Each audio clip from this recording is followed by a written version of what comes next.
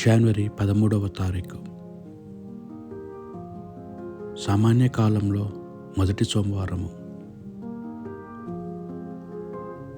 మొదటి పట్టణము హెబ్రీయులకు రాసిన లేఖ 1వ అధ్యాయము 1 నుండి 6 వచనముల వరకు. గతమున దేవుడు పెక్కు విధములుగా ప్రవక్తల ద్వారా మన పూర్వులతో మాట్లాడాను. కానీ ఈ కడపటి దినంలో ఆయన తన కుమారుని ద్వారా మనతో మాట్లాడాను.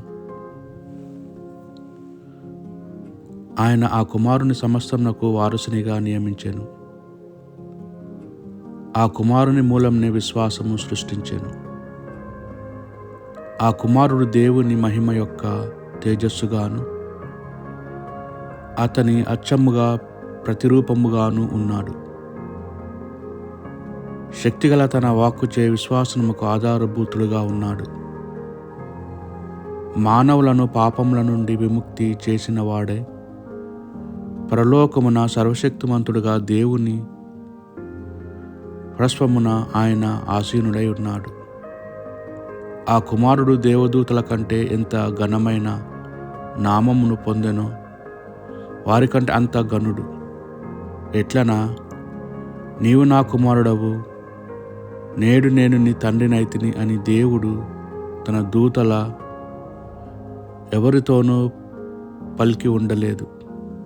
అట్లే నేను ఆయన తండ్రినగుదును, ఆయన నా కుమారుడు అగును అని దేవుడు ఏ దూతతోనూ చెప్పలేదు.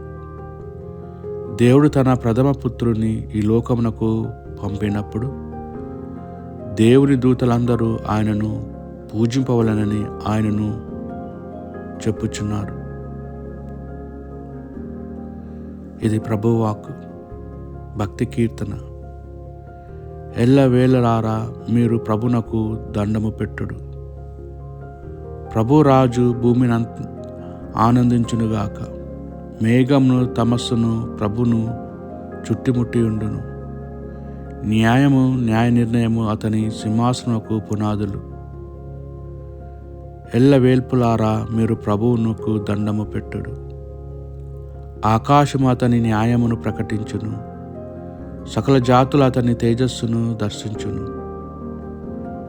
ప్రతిమలను కోల్చువారు, విగ్రహారాధన వలన పొంగిపోవువారు సిగ్గుతో మ్రగ్గిపోవుదురు. ఎల్లవేల్పులారా మీరు ప్రభునకు దండము పెట్టుడు. నీవు ప్రభుడవు, భూమికి అంతటికిని మహోన్నతుడైన పాలకుడవు. వేల్పును మించి దేవుడవు.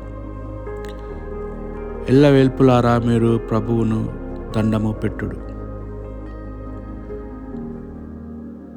పునీత మార్కు గారు రాసిన సువార్త సువిశేషంలోని భాగము 1వ అధ్యాయము 14 నుండి 20 వచనముల వరకు.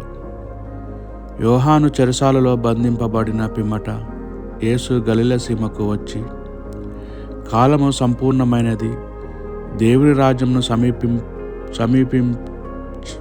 సమీపించినది, హృదయ పరివర్తనము చెంది సువార్తను విశ్వసింపుడు అని దేవుని సువార్తను ప్రకటించెను. యేసు గలిలయ సరస్సు తీరమునకు వెళ్ళుచుండగా వల వేసి చేపలను పట్టు సీమోను అతని సోదరుడు అంద్రెయను చూచెను. వారు జాలర్లు. మీరు నన్ను అనుసరింపుడు, మేము మనుషులను పట్టు జాలర్లను చేసేదను అని యేసు వారితో పలికెను. వెంటనే వారు తమ వలలను విడిచిపెట్టి ఆయనను వెంబడించిరి. అచ్చట నుండి యేసు మరికొంత దూరము వెళ్ళి పడవలో వలలను బాగు చేసుకొనుచున్న జెబెదయి కుమారుడు యాకోబును అతని సోదరుడు యోహానును చూచి వెంటనే వారిని పిలిచెను. వారు తమ తండ్రి పని వారితో పడవలు విడిచిపెట్టి ఆయనను అనుసరించిరి. ఇది ప్రభువు సువిశేషము.